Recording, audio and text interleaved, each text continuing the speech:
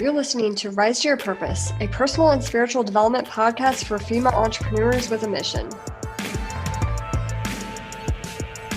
We're your hosts, Brandie and Natalie. Welcome to episode 29 of Rise to Your Purpose. Listen, friends, if you're struggling with showing up on social media and building your business in an authentic way, getting your audience to engage, getting them to understand your brand messaging, and grow your business, this episode is for you.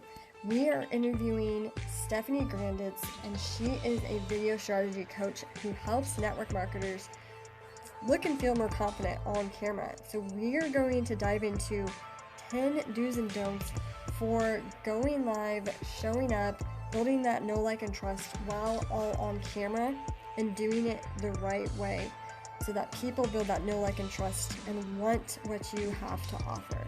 So enjoy.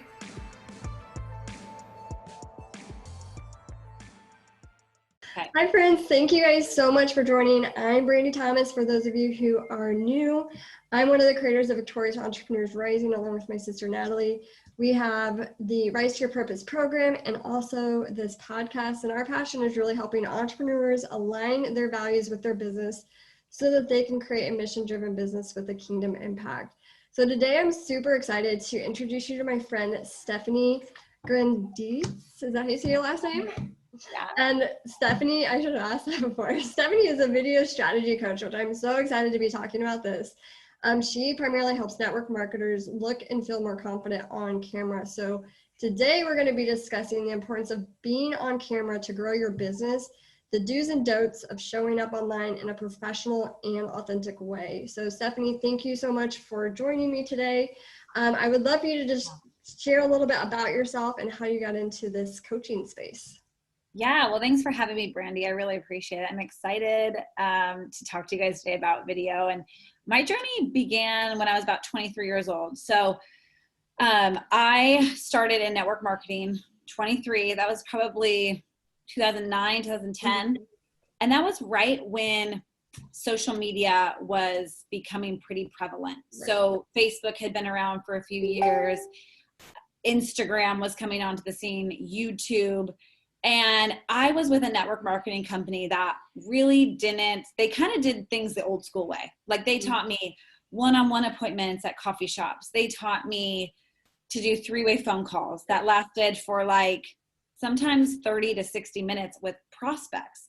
They taught me to get people to large events. They taught me to do booths, and none of that's bad. Right. But I just came from the space that like, okay, we have to look at social media. Mm-hmm. This is incredible what is happening here. And so I just wasn't really able to build my business as fast or as effectively as I truly wanted to. I really did actually build my 70% of my business probably on Facebook alone. Mm-hmm. And so I was like, okay, this is interesting, but I didn't know how to duplicate it. I didn't know how to teach my team how to do what I was doing on social media. And so fast forward 2019, May of 2019, the company that I had been with for 9 years restructured.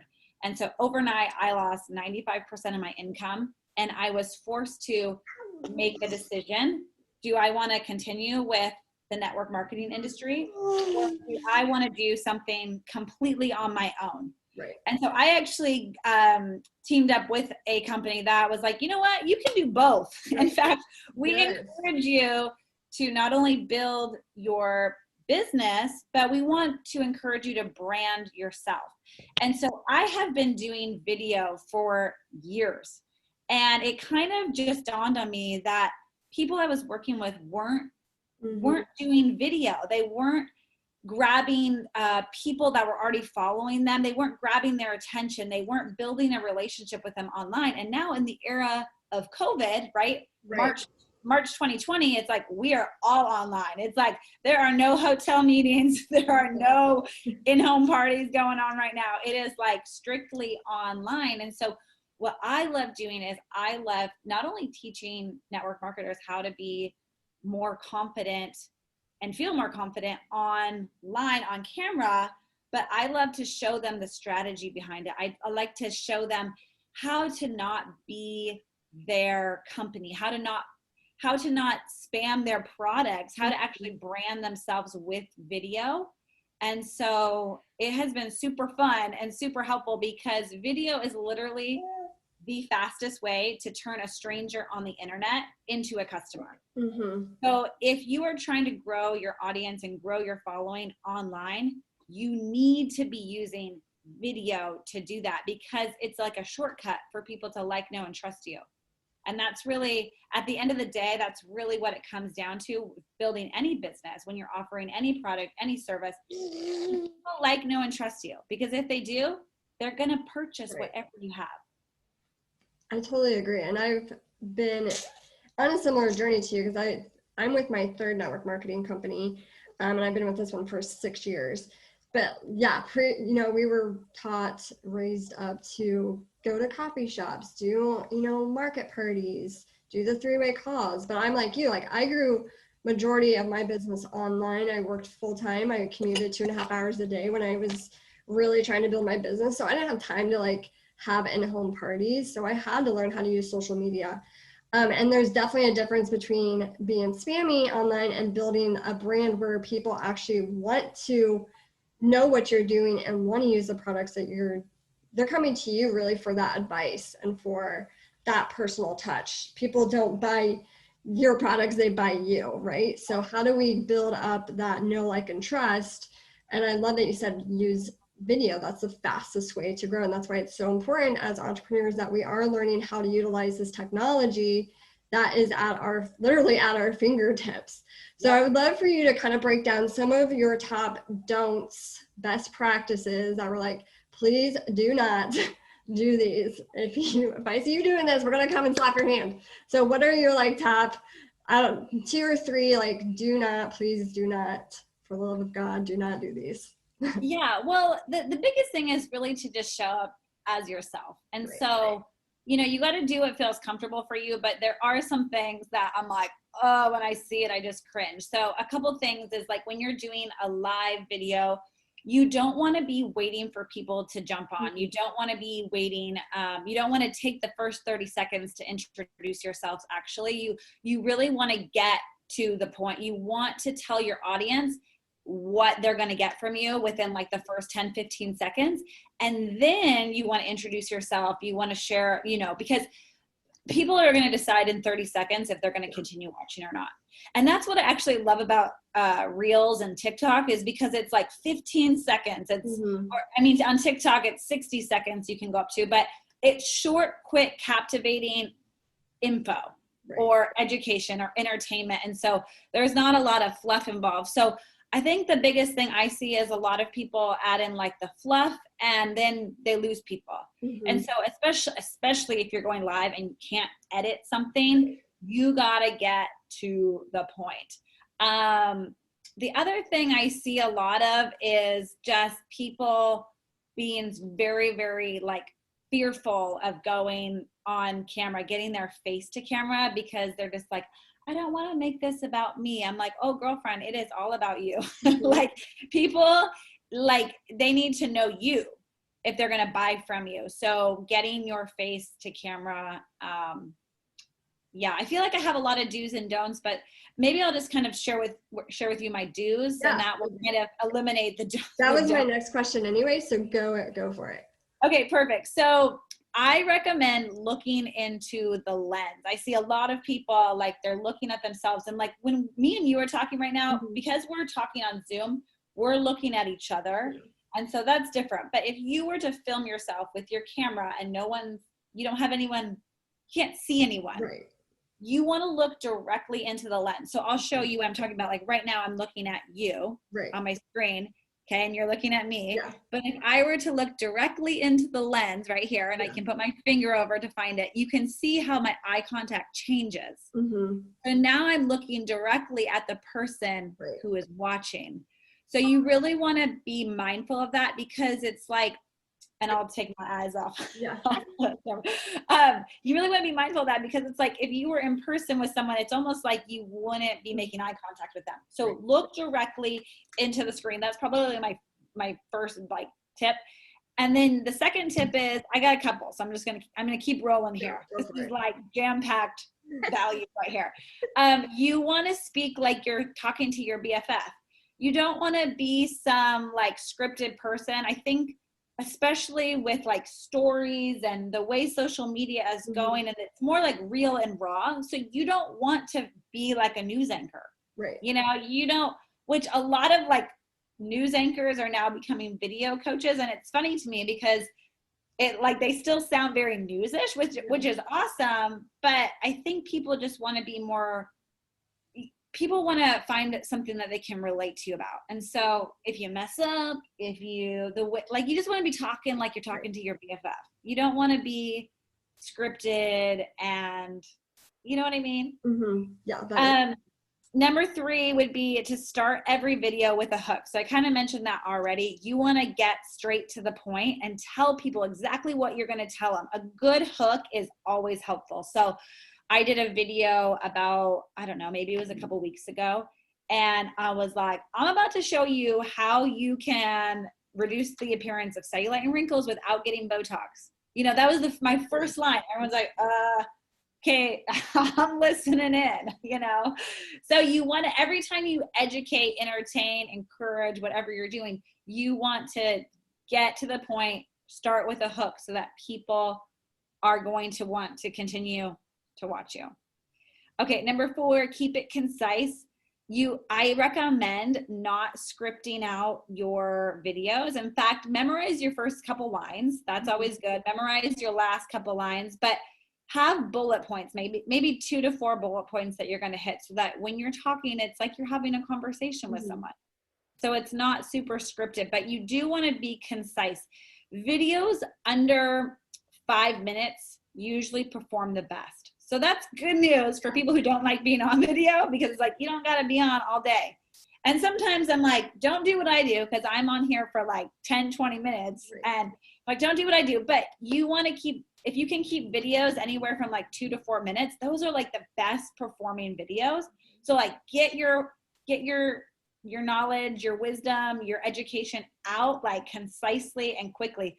2 to 4 minutes goes really fast, as you know. I mean, we've already been on this for what, almost like 12, maybe 10 minutes. So time goes fast when you're talking, and some people are long-winded. So make sure that you practice your bullet points and just get to the point. The other thing, number 5, you want to fill your screen. So like both of us are filling out our screen here. You don't want to be like too far back here, or like, you know, you want to fill out the screen so that you are the focal point. And you also want to make sure you have your face to light. So like both of us have pretty good lighting right now. I'm actually, a window is in front of me. So I love using natural light when I can. Unfortunately, we're headed into fall, winter, so natural light's not going to be super available all the time.